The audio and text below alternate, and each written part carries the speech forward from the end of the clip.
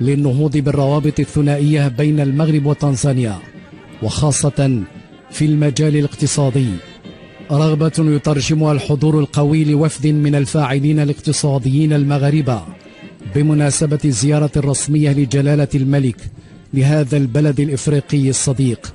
وفد يمثل العديد من القطاعات الصناعية والخدماتية والمالية والفلاحية وغيرها من القطاعات الحيوية التي تعد بآفاق أرحب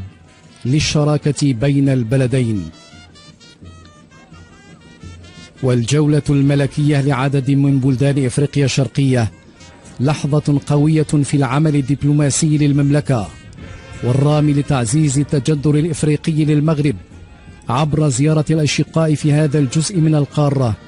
ليتم بذلك طي المسافات الجغرافية